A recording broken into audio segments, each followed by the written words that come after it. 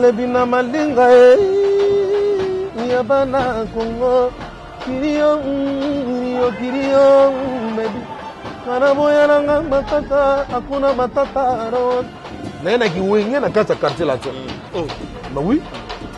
Ça dit jeunesse na rajeunir mouvement na ba genre moko boy. Ça dit première fois na geno mutabi na kandombolo système ya kangama.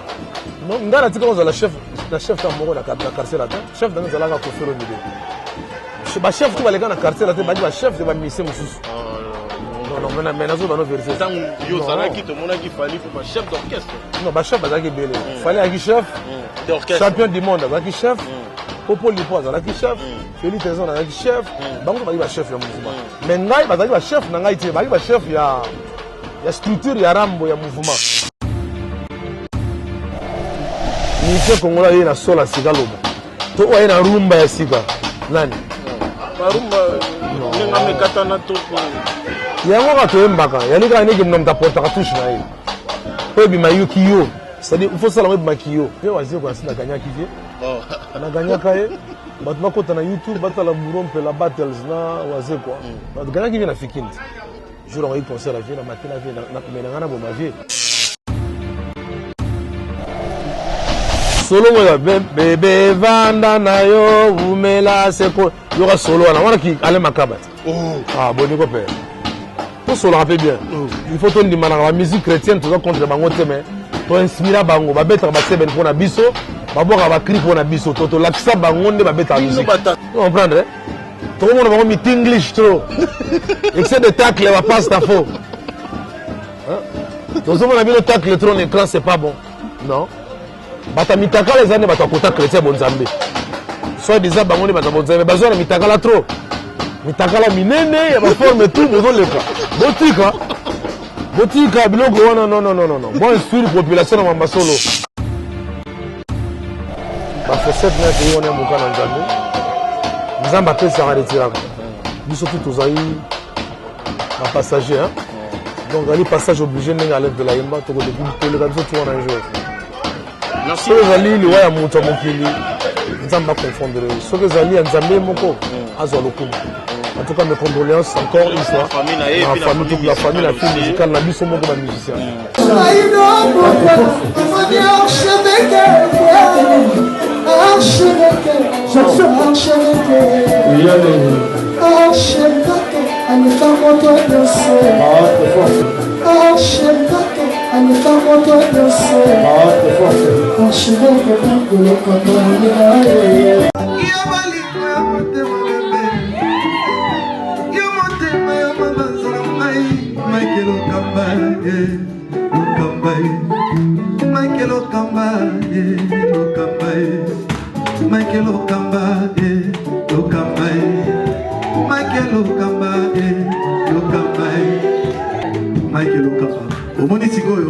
L'artiste, c'est l'improvisation. Na honoré dans l'émission. Africa Elengi TV, votre chaîne, l'incontournable, la star des chaînes.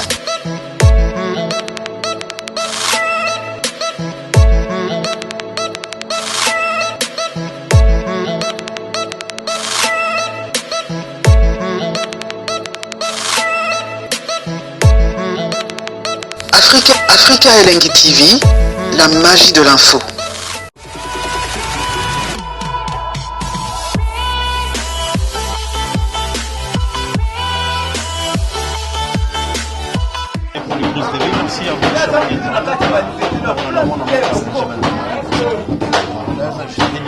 On est à 2020, on va donner le meilleur au mieux. Je suis pas seul aujourd'hui dans cette déplacée. On a fait évoquer Kenabino, l'artiste la répétition, la résidence. J'espère que nous allons inviter la question est la réponse est vite bonjour la famille, bonjour. En tout cas, ça va, merci beaucoup. Merci d'abord santé et puis. Non, santé, ça va, je me porte à merveille, tout se passe bien, santé, malade, on m'a bien. Nous avons accordé grâce tous les jours, en tout cas, toujours en forme, tout se passe bien. Tous en plein de répétitions, vous êtes préparés, alors orchestre, tout le monde est orchestre, Oui, je sais comment orchestre que là comme on Ils ont Mbanza Congo. Mbanza Congo. Groupe Mbanza Congo. Groupe Mbanza Congo. Ça fait combien de temps qu'on y a ça la carte orchestre après Kofi après une carcelle là? Non, on va faire à Kalas. C'est comme on va faire à Sika. On va faire à Mbanza Congo, on va faire aux Zolo, ça n'a rien à voir. Mais cette fois-ci, vous avez démarré à Zonga sous le quartier la tente. Non, ils allaient à question à temps. Et question à temps. Question à temps. Moi, il faut que je attende. Il faut comprendre. Tant les autres disposaient ma camion. Donc, pour Mbanza Congo, c'est-à-dire qu'il fallait organisation, puis il fallait un planning, tu vois. Donc, le temps pour un planning. Donc, on a vraiment surpris. Ma mélomane, elle a surpris pour soutenir la vision. Le groupe existait déjà. On a répété. Alvarito Solo, grand guitariste, équaliseur, grand animateur. Nous travaillons. Et là, le groupe, il y a Bourompe là, comme partenaire, on recruté les musiciens, et le groupe, il y a peu importe le statut, il y a collaborateur. Même animateur, il y a collaborateur. Parce que les locaux, ils ont danger dans le sans que la musique soit au salon. Donc je pense que nous avons un respect. On a payé un système. Donc moi je travaille, je les prends comme mes collaborateurs. Donc nous considérons mes collaborateurs dans l'équaliseur, Alvarito Solo, donc c'est bon. Peu importe, même Bouro Soki ou Bouro Moutassa. Azali Moutou a traîné dans le salon. Alvarito Tang Azali, on a équaliseur. Il y a un plus, vous comprenez. Donc c'est grave. D'abord, avant toute chose, nous sommes collaborateurs, nous travaillons parce qu'il y a différents projets à évoquer, il faut tout ça ensemble. Donc, on va soutenir les lycées plutôt que pas le qu'on a la polémique. Des années avec le gens, avec tes petits frères de Babongo, on va accompagner un projet à idée des années. Betaka bandoule, tout ça l'album. Non, des années des années que musicien ne va salaka, musicien, chanteur, drummer, poser belé. Je vais dire salaka. Je comprends batteur, salaka, congas, tout salaka. C'est-à-dire lorsque 2-3 congas va coûter congas semaine ou bien un chanteur moko va salaka projet. Donc je pense que l'idée c'est de valoriser d'abord avant toute chose la culture congolaise. Vous comprenez. Donc voilà, donc toujours valoriser la biso côté ngambo la musique ya Congo. Vous comprenez. Donc talent il faut pas écouter. La musique va ça il faut qu'on ait sa chance là-bas tout. Au moins la guitariste moko va faire rêver ça fait 20 ans. Après Kundami, les amala mouché. Au moins animateur moko va ça en forme. Akundama les ça fait combien d'années va dire il faut qu'on ait sa chance dans tout parce que on a mon joueur net Del Piero a fait football en Italie na Calcio jusqu'à 40 ans. Roger Milo a fait un coup du monde, je connais 42 ans, coup du monde à Souka. Donc je pense qu'il faut donner la chance à tout le monde. Or tu as dit que joueur de football, normalement à 34 ans tu dois arrêter, attends normal à 35 ans, tu es essoufflé. Il faut laisser la place aux autres. Mais tant au moins Roger Milo a fait 42 ans. Donc il peut encore donner, il est encore bon. Donc il y a un moment il est là. Ça fait que nous avons un sangani comme toujours bêta. Bêta album maxi single Mbanza Congo et puis album Boko Kopé. Parce que Mbanza Congo Boko Kopé comme on n'a pas nous trop prochain on a gagné. Napoto. Ici la cabo Mbanza. Na Paris, j'ai eu la chance de travailler sur 10 titres. On a 11 titres. 11 titres et album Bokoko. Alors produit na efficacité na bocacité José Elonga le consolateur que je salue beaucoup énormément. Il a beaucoup fait, il a finance a investi. Tout ça les 11 chansons et album Bokoko. Donc normalement producteur il y a Bokoko album on les a parce que banzema ni mta foot yango. Alors tant on a une stratégie à relancer Mbanza Congo, maxi single Mbanza Congo et ça li que na signé na LNS production, aux alliés label moko aux alliés Angola. Pour un projet haut, le maxi single haut. Alors tant que tu signes, on a dit on est le lobby de ça là que non, tout coup pour aboutir pendant baninga basala ka. Le producteur on a producteur on va sangani basali fusion par exemple pour produire le logo. Ça force. Si par exemple le producteur mon label mon c'est a dépensé 20 000 25 000 $, au moins au qu'on peut sauf au qu'on par exemple la 15, il y en a 10, au moins il y a léger batache, vous comprenez et ça les bango tout donc de part et d'autre ça les batache bien. Alors on a la zone boule que non album Bokoko puisque c'est tout un album. Alors je ne vais pas m'hasarder comme ça aller lancer un album comme ça, vous comprenez. Ceux qui sont pour autant que j'ai une bonne stratégie, vous comprenez. Donc stratégie à Bezalaki, idée dans les que LNS production et longue production musique basangani to bimisi album on a Bokoko. Alors on a coûté un label LNS Angola balobi non Joko la stratégie pe na ndenge pe anka il faut que banana na ba maxi single les arbongo yango moto ko neno mbanza Congo il y a de belles choses mbanza Congo qu'on a fait surtout sur na ngengengen et ça banzembo e bouja na vanda juste na mboka mona yoka ngengengen il y a des gens ba sepela pourquoi otika banzembo mango ça succès après tout Kengenge ezalaki produit par Olivier Doumou la Doumotion Kengenge yo mobika mambo salaki ngana zala ekuti te obiki na zaka fanatique ya ngenge anjumaka alinga pe ngenge na auto tindele ngale bina malinga ya bana Congo kirio mebi kana boya nanga matata akuna matata ron agano motam for you ale bina malinga ya bana Congo na malinga on est à œuvre, on est œuvre si la raté. Et on est immortel. Non, c'est-à-dire. Après on a tout ça qui fait sur rumba moko. Dodo. Il y a même désolé les mikolo zo l'état. Il y a Dodo, José Longa, c'est son nom toujours bien. Mais Dodo et Gobima pe na Bokoko. Bango yo ka intégralité à Bokoko. Et Gobima on est allé ga mais version Ezobima na Bokoko, ça n'a rien à voir avec Bayoki. Autre piste bango avant vous. Mais vraiment, tu vas me le base là-bas, les mbattés. On est moussalo, ils ont une stratégie belé. Ils ont beaucoup d'intelligence, ils ont compris, et puis beaucoup de maîtrise. Parce que les mingi, parce que surtout, il y a bien des familles, tu vois, et là, on déjà tête, ils ont déjà bon, Maël est né en Mampungu Tolendo. Maël est né à Lembongue en Mampungu Tolendo. Ça fait beaucoup de temps dans la carrière en musique. Depuis pendant la carrière, ça fait combien de temps? Depuis la carrière musicale. Ah, et ça, le mot Nicolo. Déjà, on a totalisé presque une vingtaine d'années, on a totalisé déjà bientôt. Vous passez presque vie dans le quartier latin. Dans le quartier latin, et puis dans la COP aussi, c'est passé une musique, elle m'a branché belé. Moi, à part Mortal Kombat, vous savez, on a qu'un fort. Par exemple, le solo, il y a un festival, moi, des artistes qui ont dans la TV. Moi, je fais mes trucs. Vous, quand on a photo, quelle place mon bras, photo, vidéo. Par exemple, Iruama. Festival Reggae World Music. Hein? Festival moi j'ai mené Napolo Tire. Na beta festival. Ngai moko. Na ba vie nguma lokito si mu doit nguma lokito aux États-Unis. Ba vie lokasa mbongo aux États-Unis. Ils m'ont accompagné ce jour-là sur scène. Ça dit c'est un grand festival qui se déroule aux États-Unis à New York. Alors comme ça ils avaient besoin d'un artiste africain pour représenter l'Afrique ce jour-là. Alors moi de passage parce que bon, on a je vais aller rendre visite aux enfants parce que j'ai 3 gosses aux États-Unis, un autre à la Bango. Et j'arrive là-bas sur place, on me propose, on me dit non, bourreau, dans ce festival-là, ils ont besoin d'un Africain. Ils ont compris pour égayer un peu le. On a dit ah bon, on va faire ni. Ah, dans 10 000, telle ma condition, et puis bon, voilà. Donc on a gagné bénéfique.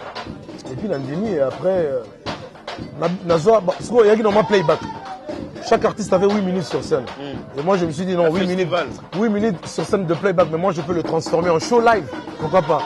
Nous, on est africains. En temps normal, on est festif. Donc, on a dit, bon, on a bien vu un Ngoma Lokito en Harlem.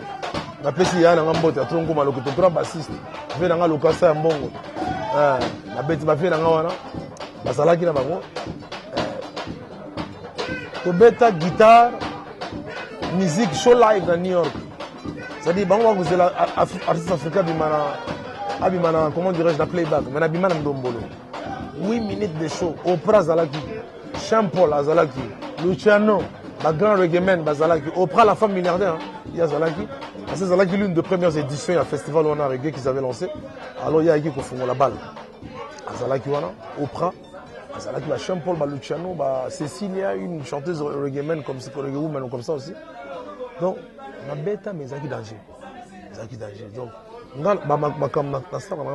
c'est le temps qui représente Mboka dans Libanda et ça ira bien.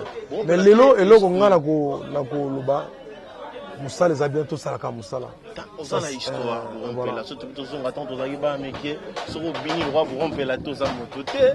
C'est dit dans ces famille la vidéo Alain Pella, il est pas un meilleur danseur c'est Wana na yebi yokoye ça li ba rompre la danse. Oh, il était comme un Congolais, Dombolo. Oh, il peut pas tellement marqué sur une histoire.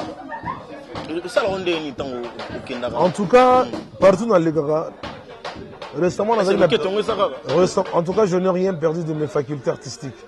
Donc je reste toujours Nyama sur scène. Au moins, on a prouvé dans Mbanza Congo. Tant que générique en Mbanza Congo, tu verras. Au moins, je crée toujours. Bon, nous avons dit Michael Jackson. On doit comprendre. Ça dit, Michael même jour à Daya, il a chorégraphie dans le cercueil. Quand on va filmer, vous allez comprendre. Donc, on dit qu'elle a bon sur scène, parce que j'aime ce que je fais. Et en tout cas, Nazali, tu vas regretter. Quand on trop, ça sert à rien. Vous comprenez? On a plus de réaction à Moussala. Le roi Nazala Mbanza Congo. Alvarito Solo, Alvarito Solo, équaliseur, Boibikaka. À ça, la première fois. N'invite tant que je suis intéressant dans la polémique qu'ils ont raté. Côté monsieur souvent Alvarito Solo, bah vous tu peux n'en gambaler qui n'a pas fallu pour qu'on a évité ça dans les qui tu peux avoir masse mais en enga musique qui va yaya bah vous t'as côté comment ni bah y pas na obo vous voir comment pas non monter côté monsieur ça la musique yaya boto de ballet qui non tout ça surtout comme ta génération ballet qui a nous rappelé ballet qui a trop dans la musique à une année la musique ballet qui a ne tout ça surtout tout ça surtout bah master non oh tout ça master surtout la génération les qui tant on va aller qui c'est-à-dire les qu'on dirait que bah master tout ça master maintenant bah surtout tout ça tout bête dans quartier là on va trouver master bah Lola bah Jordan bah Soleil bah Fali bah comment dirais-je bah nani Jean-Pierre Boutokondo le Gibson bah toi qui venais bah ma pote ma génération quoi tout surtout ma génération donc bah bon ils ont l'air que les musulmans sont bandés moi avant mais ils ont montré que makambo qui y a mutu bête tout surtout bah wana ba ouais la naissance au boulot peut-être né na banda avant peut-être la télévision il y a un collègue là-bas qui TV moko bango nyonso ba fana jeko bazala ki kotala na télévision après on a lobby l'histoire ne ment jamais tout le monde le sait créateur de la danse d'Ombolo on peut là en place faut arrêter le kankanka on est en Mbanza Congo donc voilà quoi équaliser t'as na bord donc équaliser la bifé tu kana bord bord moko boy ngai point no bord équaliser la bifé ngana talon na TV na lina zanga reconnaître ça vient na to bosser mais na talon écran bango nyonso bafana jeko tikit azana ki kotala ye na télévision donc nabi et quoi bord yango ba ko na Mbanza Congo to ka ki vina biso wase kalobaki avec un des danseurs en des danseurs quand on je comprends na burompe à ça les gars d'ailleurs je comprends avec les gars dans toi est-ce que les gars yo ndem fa les gars non vieux wazé quoi si na gagner qui vient na gagner kaye batu bakota na YouTube batala burompe la battles na wazé quoi na gagner qui vient na fikindi yo qui était dans la guitare et il a 2000 donc gagner vient en 2016 batu bakota na YouTube batala sur majwana batala burompe la Félix wazé quoi babeta fikini ba cliquer burompe la wazé quoi burompe la na vient Félix wazé quoi babeti na fikini jour on a eu concert à vie na matin la vie na menanga bo ma vie to bin na vie tisuka vie bo na koki était bande ko vraiment na osenga revanche na zangi ya za lempe la mali pour y aller aganga gagner lempe la bon on va gagner lempe la pour gagner lempe la nyama donc pour gagner lempe la dans ce là mais vie aganga bien gagner mon choix na vie bon maintenant on image un jour mais tant qu'on a qu'est-ce que pas venir na vie donc pour venir faire sa vie occasion pour faire nyama pe la danse tu as un grand danseur Léon Azali c'est un bosseur bosseur mais pour faire sa vie pour faire sa vie occasion il faut pas être tolérant alors je me suis montré intolérant vis-à-vis du vieux donc on a bon ma vie mais vieux on a bon avec beaucoup de respect beaucoup bon donc dans ce la bataille se retrouve nous ensemble Kofi Olomide c'est mon mentor c'est celui qui a fait des Jeko Burompe la s'il est même si c'est vrai j'avoue que moi quelque part j'ai dû apporter aussi un peu mon savoir vous comprenez parce que musique n'a pas papa nangai mais chez Kofi j'ai beaucoup appris faut pas qu'on ignorer à ça école de la musique il y a Congo mais ça là il y a contre-temps des fois quand on vient s'organiser le on a une contre-temps là c'est la Tchécoslovaquie bon là que na mboka wa Kamora on a bah je na Ouzbékistan nous allons on se pose comme monde des ans quand on vient organiser 32 ans on a ça en Ouzbékistan après on a na Kazakhstan on a ce vérité blague na Kazakhstan talaka Kaza Nako ya anniversaire ya nazaki na tante ya gize. Mais on est allé orchestre na biso 32 ans mouvement. Et comme est-ce que Ils ont biso orchestre soki 33 ans. ils ont biso au groupe on a fait où mais la seko na seko Kofi Olomide nous a mbappé ça longévité. Faut pas génération oyo on a quartier latin. Génération yo c'est là non. Génération quartier latin. En tout cas Mututu a apporté édifice dans le quartier latin à c'est là. La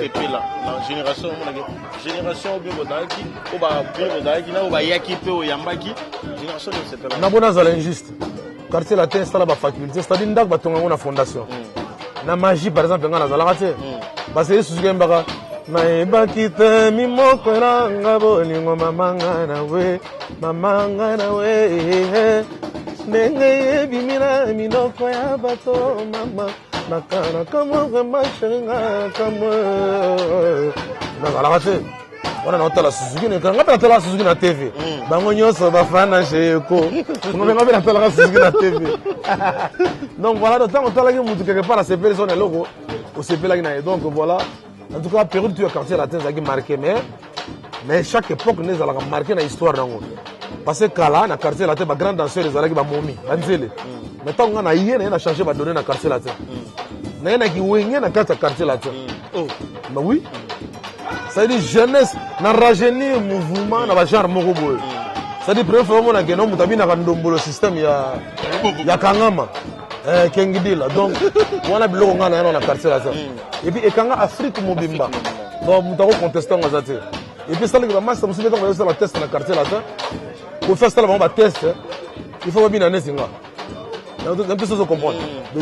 Donc époque le quartier là qui marqué dans l'histoire mais biso to sala une grande histoire parce que ba buron personne ndombolo quartier là ta binisi ndombolo en Afrique lelo c'est grâce à Jeko Buron là. On ne peut pas douter de ça. Au tsikalo da chefté mangi to yamba ba fallait ko ma chef d'orchestre na yo ezaki nini non ngala tikalo za la chef ka moko na quartier là chef dans zala ka Kofi Olomide ba chef ko baleka na quartier là ba chef de ba mission mususu. Non, mais nazo dans nos versions. Tant yo zala qui te mona qui fallait pour chef d'orchestre. Non, ba chef bazaki belé. Fallait aki chef d'orchestre. Champion du monde bazaki chef. Popo Lipo bazaki chef. Félix Tenzon bazaki chef. Bango bazaki ba chef ya mouvement. Mais ngai bazaki ba chef na ngai te bazaki ba chef ya structure ya rambo ya mouvement. Mais ngana vie to na contrat na biso à part. Na te so comprendre. Non, ngana ya pas Kofi à part. Na ya à part. Ngana sala test na ndako ya Kofi Olomide. Mon mentor na moto salanga na zala na sala test na parler na ye donc ça dit considération ngana zala na ngo pona vie ou na zala na ngo pe pona etilelo na ovia zala na ngo pona ngatilelo ils ont ta la mission monter à quartier là tenez ça comprendre oui na donc voilà ils ont ta la mission monter donc ça dit bana donc tant na zala ikuna chef dans zala ka Kofi Olomide mais ceux qui Kofi no chef d'orchestre je ne pouvais pas lui manquer du respect parce que soka par exemple un message via lobby to là ta jaune rouge jaune rouge. Voilà, nous avons respecté Maloba vie. Mais nous avons respecté Maloba te qui a chef ou qui a lobby. T'es pas nous autres qui chef bazaki belé. Ah, bien bolé polémique. Non, chef bazaki belé. Nous avons un message où t'es pas vie via chef d'orchestre et structure à vie. Mais nous avons une structure à vie, mais structure à part. Vous comprenez? Mais donc c'est comme ça. Donc j'avais le boss. Kofi Olomide, il y a la boss, on considère toujours boss dans la même TV dans la Kufa. Vous comprenez? Vous en faites beaucoup de Azafie dans la so qui n'a Jeko Buron, bah musicien tout au hasard dans le quartier latin, on a eu opportunité au sein de l'autre côté, soit ça les monter zaye moko. Mais Kofi a sala biso tout aux à niveau. Vous comprenez? Nga le na zala ke Kenya, ba bien the king of Ndombolo. Na Kenya Zimbabwe, this is the guy who created Ndombolo, man. We love you, man. Where you've been? It's been a long time, man. We need you. So when are you coming back? Bazo tu na yo. Nazo ba pema anglais bleu car pour na quartier anglais pour le na quartier latin. Mais ba quartier latin car passage à quartier latin. C'est-à-dire des fois les seuls maman ça des fois tant ba wazo zo batala ba okena ba boîte, moi des fois on a tigala dans la chambre tous en train de lire mes bouquins, tous sans comprendre déjà tout ce qu'on apprend tous les jours. Donc c'est comme ça. Est-ce que Obi qui a vraiment été producteur, nous ça beaucoup européen ça pas. Mais pourquoi pas un jour soit na travailler na vie, na collaborer na vie, pourquoi pas, il y a pas de problème. À quoi produire un peu c'est mon vieux, il y a pas de problème. Donc voilà quoi. Donc pour conclure, donc boss dans un mouvement ils allaient ravier. Le quadra Koraman. Les deux, ils ont tous un peu la paire en génération parce que mon IP génération belé, les deux, ils ont la génération bimi, dans le moment où ça la concentration, il y a des générations qui sortent. Jusqu'à maintenant, il y a des générations qui sortent. génération nini ozo sepelisa il y a batignon ça père na 80 millions d'habitants toko sala to pour la génération c'est pas bon on est égoïste. Est-ce que la musique a changé? Tu as regardé ou non? Accord do yango na re yango na sol muta na re sika zate. Musicien congolais na sol a sika loba. To wa na rumba ya sika. Nani? Ba rumba ninga me katana to. Yango ka to embaka. Yalika ne ke nomta porta ka touche na ye. Ko bi mayu kiyo. C'est-à-dire il faut ça la mettre kiyo. Alors tu vas essayer d'apporter ta touche, je comprends. Mais tu écoutes la répétition dans la parler dans répéter. Donc ils ont apporté qui ngana mbanza Congo, je comprends. Mais ba rena ba do bazo beta na balvarito bazo beta. Donc ils ont ou essayer beta makala. Ba docteur Nico Kasanda ba beta donc il y a rien de nouveau mon frère. Siko yo neto ilo na monsieur Robina mbanza Congo. Tout s'attendre ça ni na mboka. En tout cas, c'est du lourd, hein. C'est du bon, c'est du lourd. Je pense que je n'ai pas perdu mon temps pour rien durant tout ce temps. J'ai travaillé, tu vois. C'est dans un seul objectif, qui est celui de plaire à fond, tu vois, les mélomanes, tous ces gens qui nous soutiennent à fond, tu vois. Donc, c'est un objectif, voilà. Vraiment, vous allez dessus, Mbanza Congo, c'est du bon. C'est du lourd. Place Néo, Batoussou va porter. Mourompela, Moutabina, collègue, na Congo, tu le zate, na ba chanteur, na biso, na ba génération, na ba promotion. So, c'est les gars, on a les Kalanga, tout il est là. Lelo, oui, parce que moi, bien le lelo. Et bah, ça la concours. Na Boma, ba Moko. Gouvernement ça là, ils ont fait concours à Battle, c'est quoi? Il y a Battle, c'est là dedans. Bah chanter la telle génération promotion bobina total. Non, il y a pas mal. C'est Ferré, c'est Fali. Non, je vais faire mal. Je vais faire trop mal, cousin. Moi, je vais faire trop mal. Je vais tellement leur foutre le dawa qui est collègue là-bas. Tu vas comprendre? Je te dis la vérité. Bourompe n'a pas perdu sa place. Rien perdu de mes facultés artistiques, cousin. Je te le répète encore, je suis toujours bon. Et je reste bon, je continue toujours à donner le maximum de moi. Malgré l'accident, ma voiture, on a Zoaki, ils ont un peu moins bataille, 7, 6 ans, 8 ans, on a bataille musique. Mais je reviens, Nazaka bon. Je suis toujours bon, on a toujours bon. Puis, on est en Zoaki, bon, on a Moukena, écoutez, tout ça, on a vu. Moi, parti, on a moi, de mieux sentir que. Mais nga pena kina sengo na mona ki fiena nga yanga yenga yemote vie mote nga mona jene sengo mona fiena nga donc je pense que makambo wana ya ba dona ça bon ça bon lelo ba génération o mutabang sam tout ça la boulot tout ça la boulot nga na ça la Mbanza Congo c'est même pas dans le cadre c'est même pas dans le but de me rivaliser avec qui que ce soit les gens apprennent la sagna ça bon je peux donner encore aux autres comprendre c'est comme ça. Est-ce qu'il y a une différence musique chrétienne et musique conforme de Babenga? Non, musique chrétienne, c'est Chabiso. Maintenant, tu vas seben, tu vas seben. Base à l'année de reconnaissance vis-à-vis de la musique Nabiso. Parce que style, on va mettre la rumba. Solo, bébé, vanda, nayo, oumela, c'est quoi? Il y aura solo, on va qui allait ma cabane. Ah, bon, Nico Père. Tout solo, rappelle bien. Il faut ton demander la musique chrétienne, tu vas contre les bangots, mais.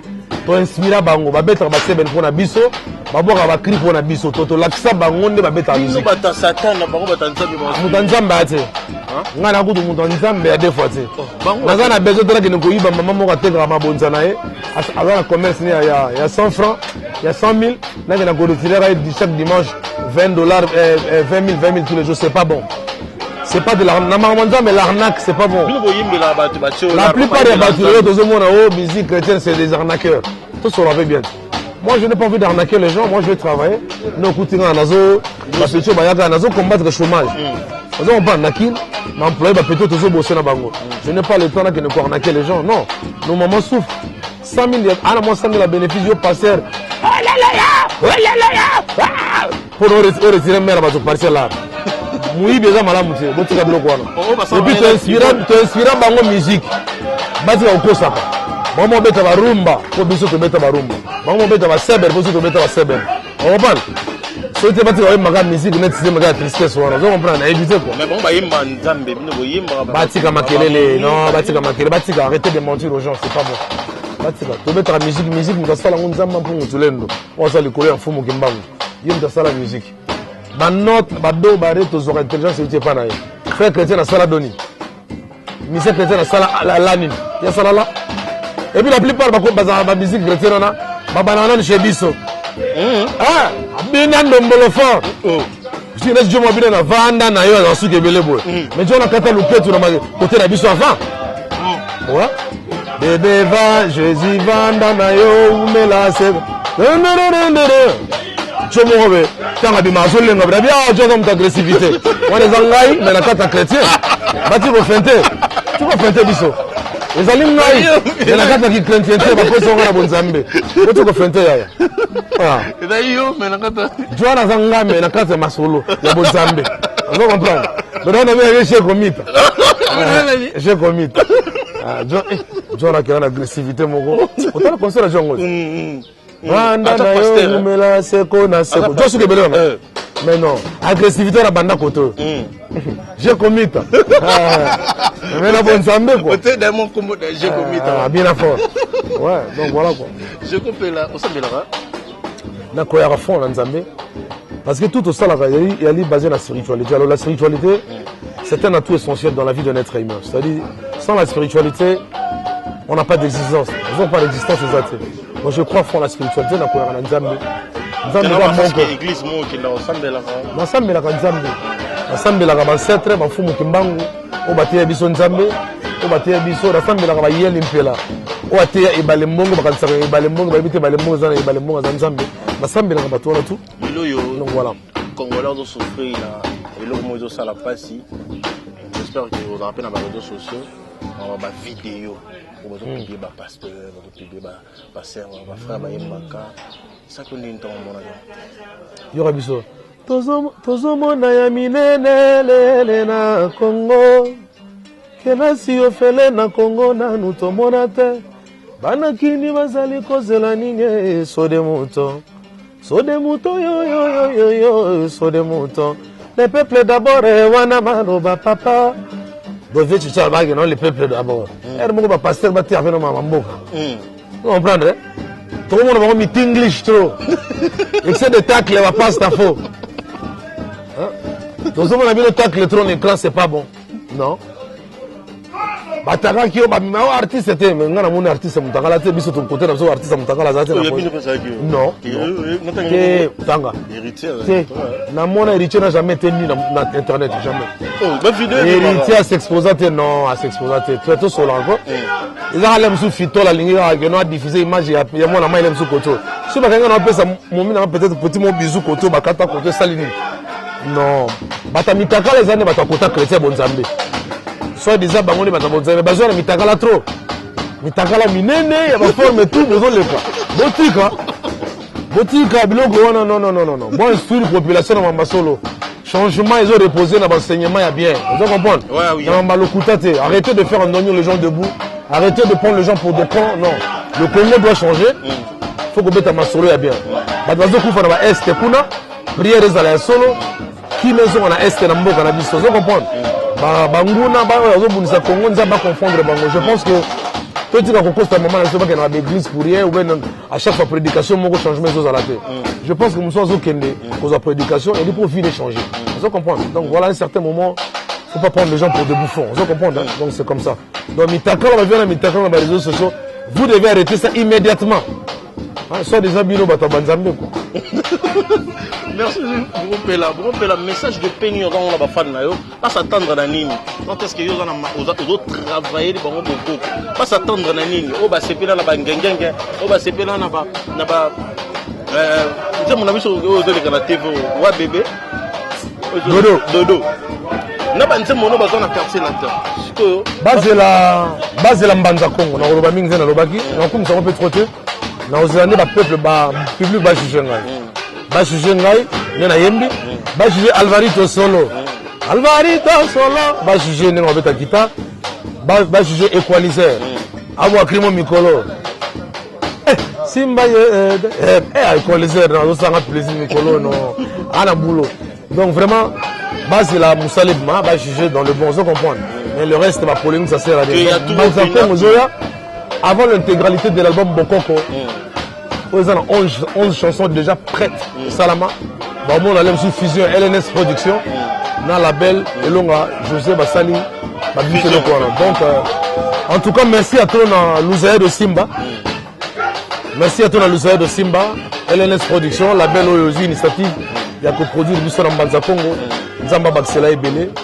En tout cas, merci à trop. Il y a un de musique là,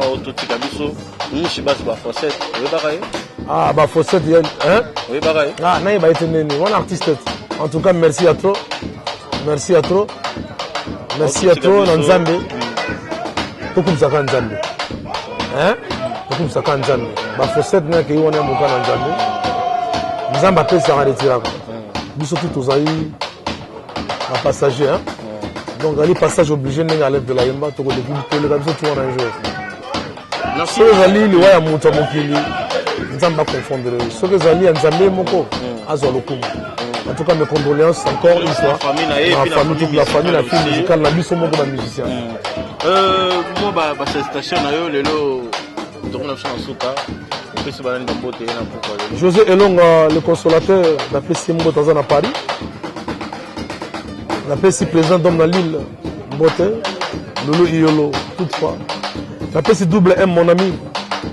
Dans la l'île, Guillaume Meyon, Abino Tsuska, vous avez la PC Mbote à trop. Est-ce que vous allez au Meyon à Boébi? Donc, les États-Unis, Nathalie Gino, 8e à Las Vegas, Samilia, Augusto. Les États-Unis, yo mo ibikaka na yo ibikaka estate mo bimande yo ghost. José Dio de tout le temps, l'enfant propre. Un télo donc propre né les grandes copies, balobi sagesse na long boignan quoi. José Dio, l'enfant propre. Je te salue à Boston, est-ce que vous allez venir dans la Chukozinkan de Michel Zigen, très sage avec force. La PC Bambo Théâtre, est-ce que vous allez? Et puis viens en Angleterre. Je vais Milchek Mandungu. Il y a Milchek Mandungu. Je vais aller à Zali Bokoko. Na PCV Nanga, Mambo Tato, Babona Nesika Zali Milchek Mandungu. En tout cas, merci à toi pour votre soutien. Willy Moukenai, Binote Skabozali. Mambo Tato, Banza Kongo, je peux rompre la zone en Kina. Na yesa kibino kesuna ina s'installer libela. Na s'installer na Mboka Bakoko. Balé retour gade. Iyankwenda kuvutuka bayaye. Les tout kwendi lava Congo. Merci donc merci à Willy Mouchel. Merci à toi. Merci mon vieux. Merci et puis fait Romelo kwa Inkondo. Romelo kwa Inkondo na Hollande, mon grand frère Mpaka. En tout cas Mpaka bon année za yo ebikaka. Badi ebemangu mais c'est la somme jamais Romelo kwa Inkondo mon vieux, et puis Ricky Sengele bonne année mon frère. Makata Belgique, Bruxelles Kaka. Donc vraiment bonne année pour la Bino. Maître Yokan Bamputu, mon grand frère propre. Maître Yokan Pela Serge. Merci à toi, bonne année. Merci beaucoup, merci à Ange Moka Maman Bana, salut à toi, merci à Peggy Bokele, merci à Marie Mabouya, merci à Kote Ndele Willy Mouchel, merci à tout le monde, merci à Merveille Makindele, et à Mado, merci à tout le monde, à la prochaine balle. Ciao.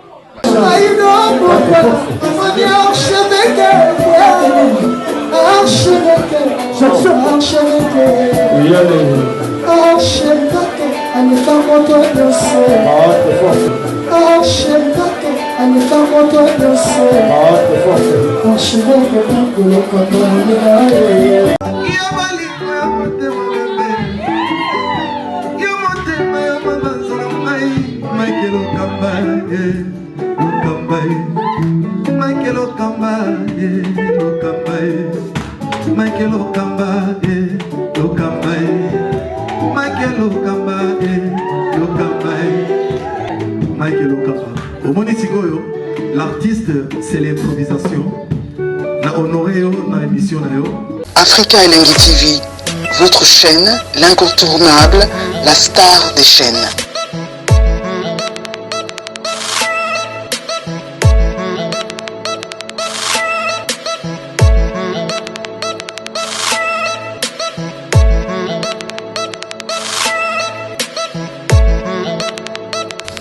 Africa Elengi TV, la magie de l'info.